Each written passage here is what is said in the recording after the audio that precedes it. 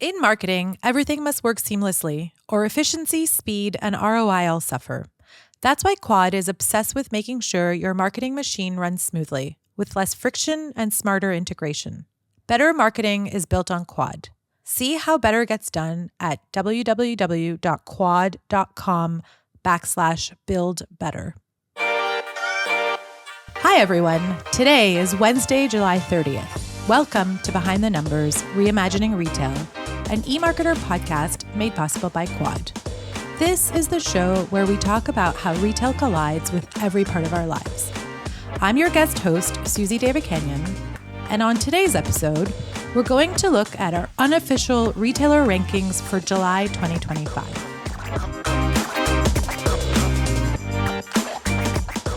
This is where we rank some of the most interesting moves in retail this month and why you should be keeping an eye out on these.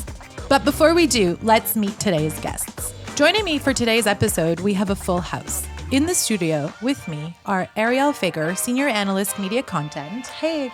Hey, excited to be here and have you in the hot seat this time. I'm so excited to be here too, and thanks for joining us. Of course, you're part of the committee, so you'll have to be here, but thank you for joining us. I'm obligated to be here contractually. We also have Blake Droesch, Senior Analyst on the retail desk, who's fresh from a 2-week holiday. Glad to be back, Suzy. Thanks for joining us. And live from Texas, we have Sky Canaves, Principal Analyst on the retail desk. Hey, Sky. Hey, Suzy. Thanks so much for joining us. Okay, so let's get started with our most interesting unofficial list.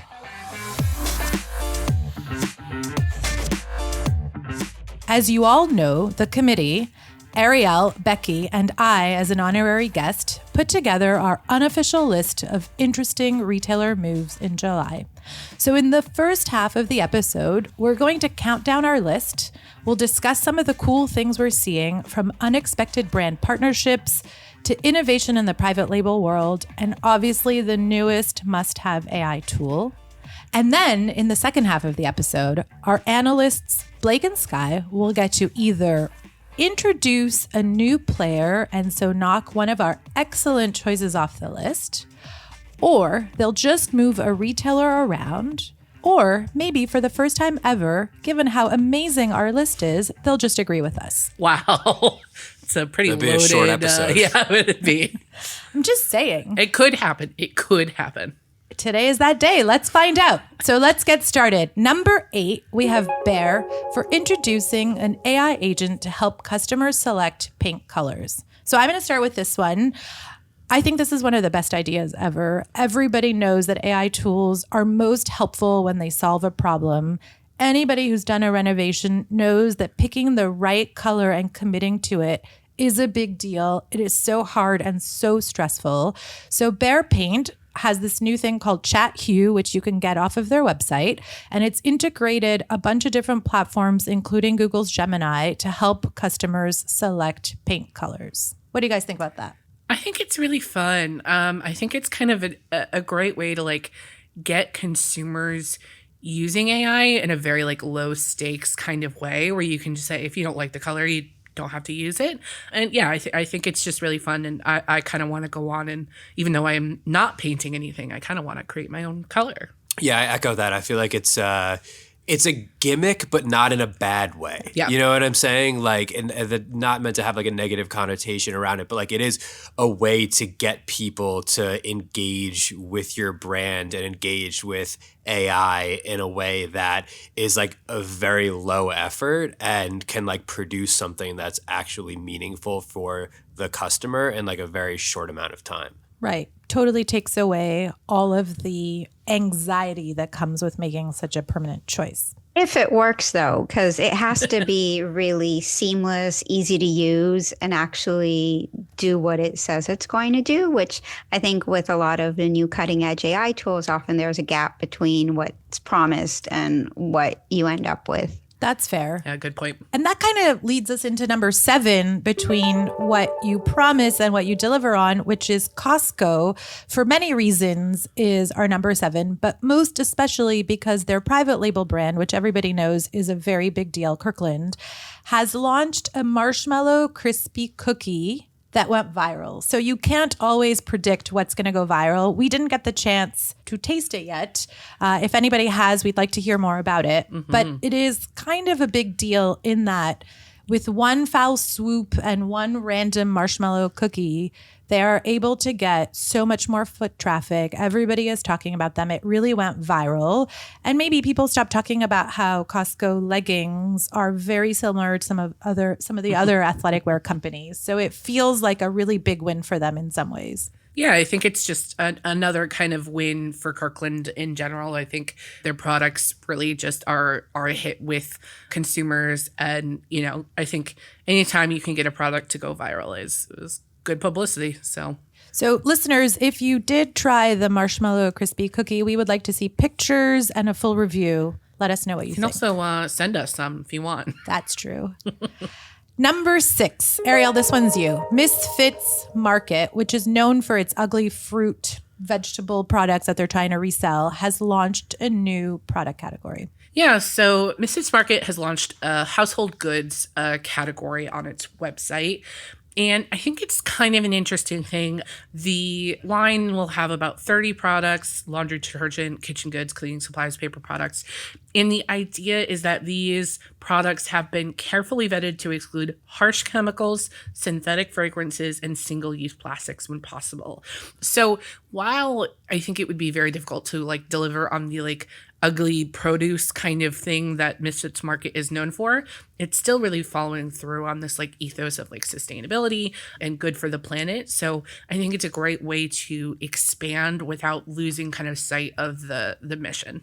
And it falls really into that sweet spot. We talk about private label, and Costco is really benefiting from consumers looking to save money by buying retailer brands.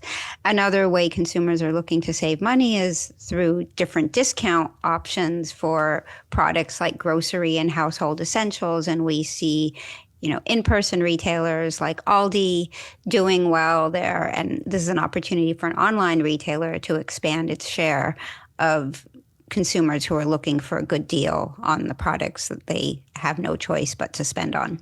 I also love this one. I am a little bit worried that they went in too big on their first assortment with 100 SKUs, but I guess we'll see how willing the customer is to go here instead of to a Walmart or a Target. Yeah, I think it's probably, just widening or increasing the basket size of current customers rather than maybe getting some new customers in there. But I think it's a smart play. Can't hurt. Can't hurt. So speaking of can't hurt, number 5, Vineyard Vines for partnering with Zac Brown Band on a capsule collection. And so I have to admit that I had to Google who that is because I wasn't quite aware of how much he does. He is like a chameleon when it comes to music in that he is doing country, he has pop songs, he has electric dance music. He is very well known in the South and has a very strong cult-like following, unlike me. Don't follow me and my knowledge on this one, which is the exact opposite, I would say, of Vineyard Vines, right? East Coast preppy nautical brand. And so the tie-up is a great way for Vineyard Vines to get more exposure to a brand new market that they didn't already have a foothold in. Brilliant.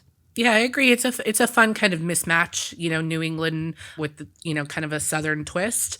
And also, I believe on our last retail rankings or a recent pod, we talked about Bon Iver and his Tinned Fish collaboration. And so I'm always kind of just interested to see how musicians are kind of branching out into the retail world to promote themselves. This one still seems a little jarring to me. I'm still trying to wrap my head around it. When you said Bon Iver and Tinned Fish, that immediately put a certain customer in mind for me. I can see that customer.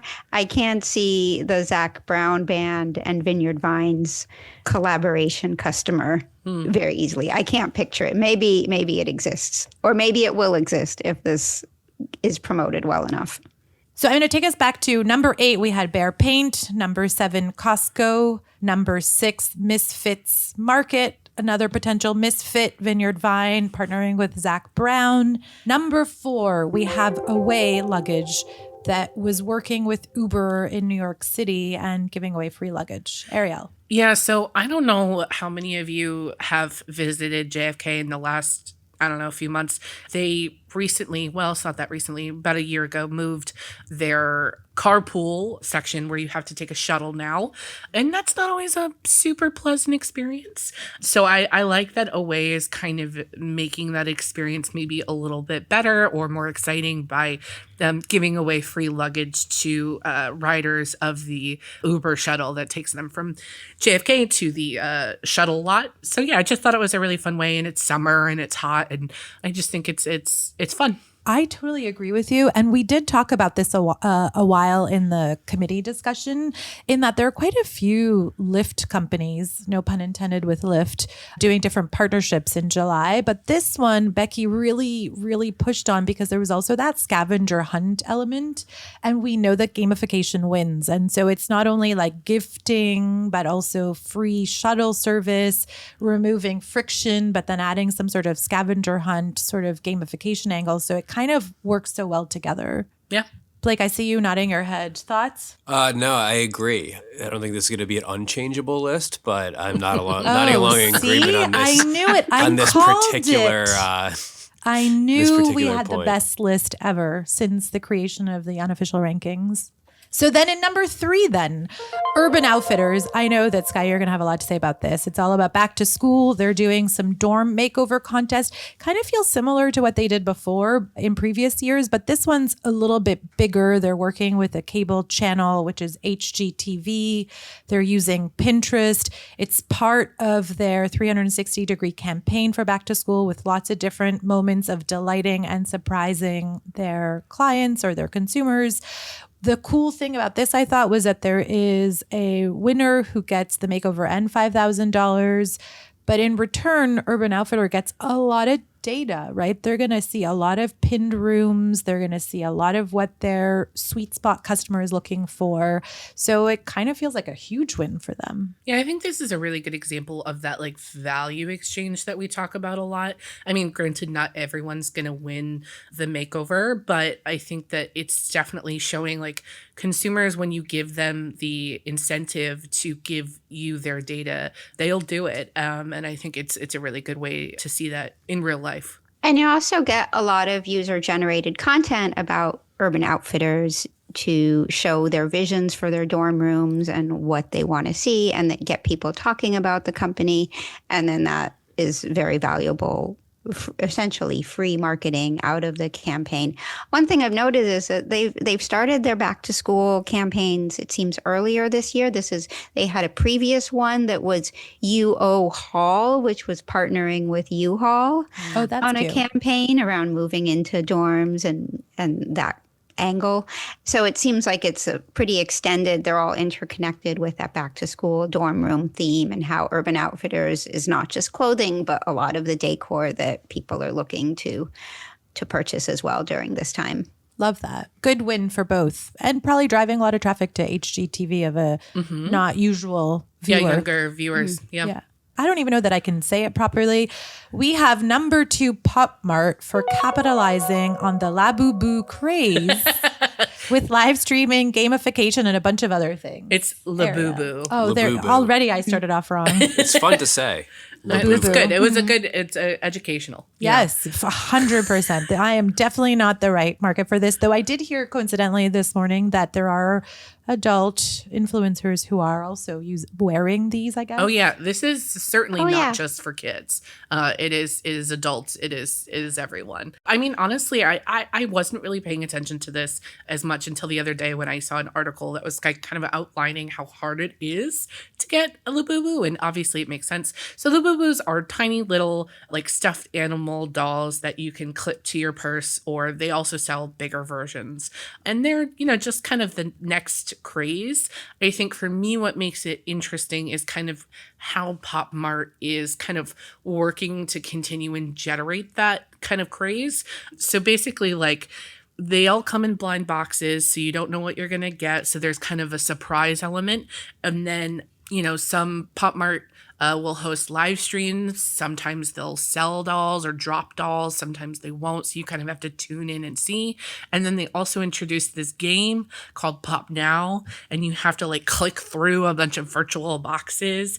And like, I just think it's fascinating. There's like creators, online, giving tips and people trying to get them in the frenzy. And I just think it's smart of Pop Mart to kind of play into this and just really notch it that much further to kind of that gamification of, will I get one or not? It certainly sounds cooler. And now that I think about it, is that the thing you have on your keychain, Blake? Yeah.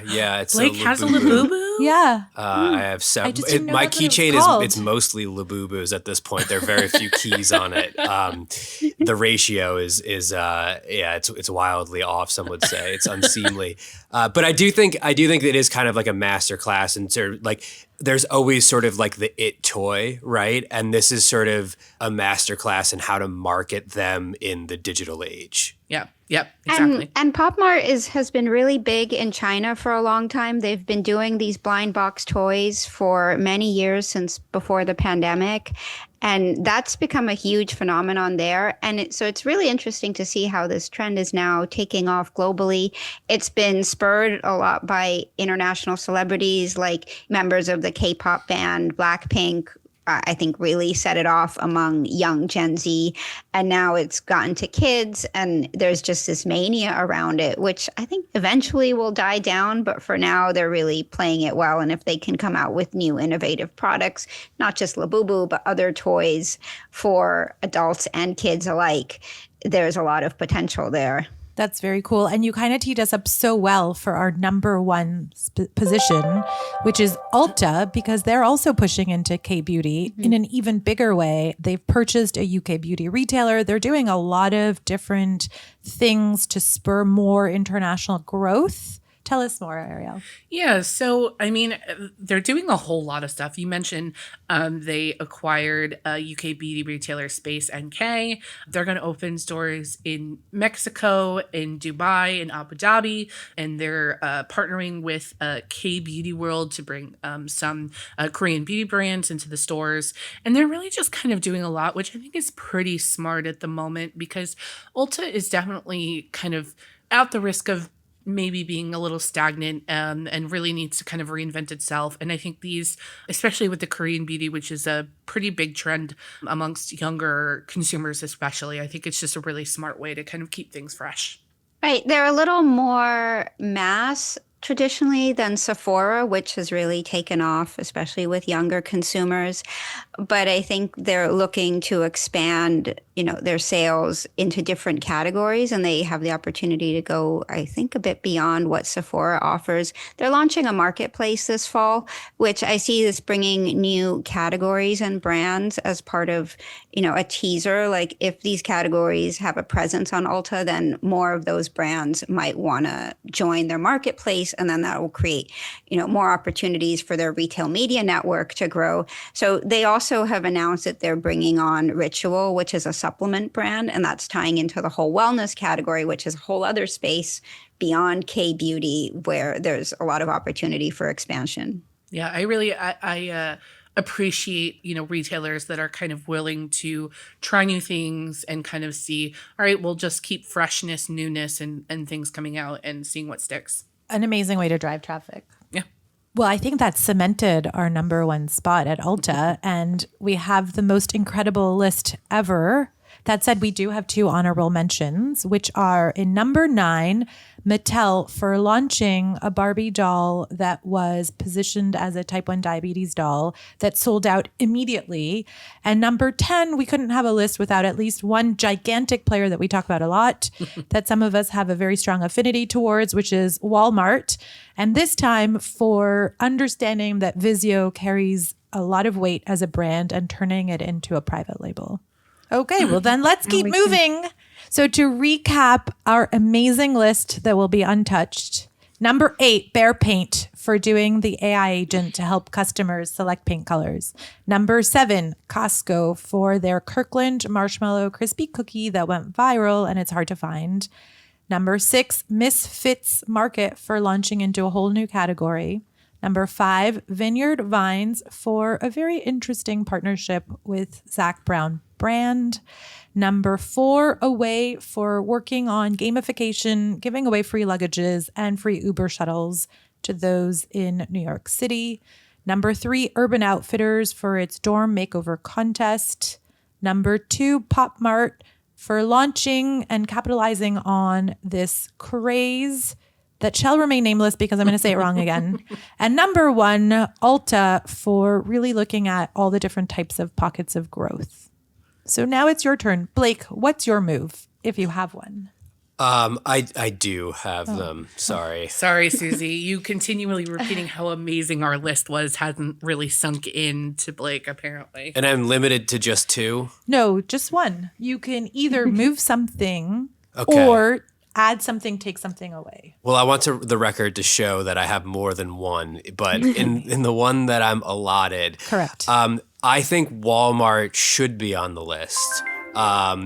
But so who I'm would gonna, you remove? I'm getting to that. I'm going to take them off the honorable mentions list and put them in the number 5 slot, and take Vineyard Vines out of the list. Wow. My reason for taking Vineyard Vines out of the list is that I think that we still have a conception of Vineyard Vines as sort of like this like niche Northeast brand, but like they're a national brand at this point. Like they're everywhere. They're already in mainstream American shopping malls. They're in department stores. I don't think that like the partnership with the Zac Brown band is going to really move the needle in a super significant way. And I think Walmart deserves to be on the list because of what they're doing with dark stores. They just announced that they're going to open up a whole slew of them. And it's not so much just that they're opening up dark stores, because that is obviously not something that's like new or innovative. But when you think about Walmart doing it, it really is quite a flex for the retailer.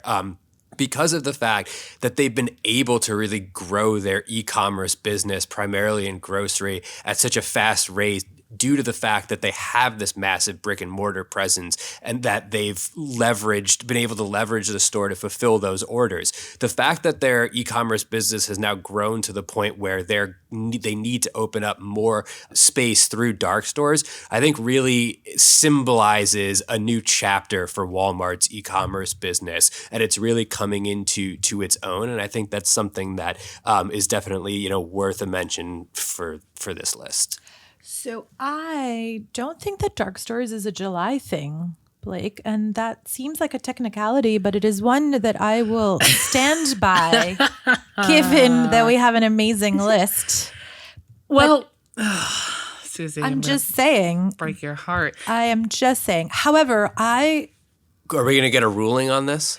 Yeah, I ruled it. I'm in charge. When did the new dark stores news latest break? Wasn't it break about latest? I think it broke a while ago because we talked about it on the Walmart episode. I think it might have been like end of June. It might have still been end in of H1. June. It might End of June. I mean, I'm sorry, but This is what happens when you take a vacation. That's it. I'm totally out of the loop. it's true. But I do, correct me if, I think we did have a lot of discussion around should Walmart not be an honorable mention and be on our list. So Yeah. I think for many reasons, not the dark stores though, we could put Walmart on our list, but I think this is going to be a group effort and it's maybe not how we always do it. But I do think Vineyard Vines should still stay because all of us were baffled by that. And so potentially we could move Costco off because, sometimes your thing goes viral and sometimes your cookie doesn't and you just don't know. I think I would be okay with that. So maybe we put Walmart in number 5, but then we move Vineyard Vines and Misfits down. So Vineyard would be 6, Misfits would be 7, and then Bear would still be 8, and Costco would go in honorable. Does that make sense? Blake, how you feel about that? You all right with that? I'm still like half, I'm still you got grappling half. with this Walmart, this dark store store miss. I don't know whether I need to keep digging myself into the hole or if I should just apologize to the podcast. You don't have to apologize. for getting it wrong. Happen. Listen, time is difficult. Things are moving fast It's these too days. fast. No, I'm okay with that. Okay. I'm okay with that. So now, Sky, what do you think? What is your move? So I also have struggled a bit because I also had 2, but I think I have to pick one, and which one is more impactful for retail overall. I'm also with Blake on taking Vineyard Vines off because it's a little head scratching. I don't know that it will move the needle much in terms of the power of this collaboration.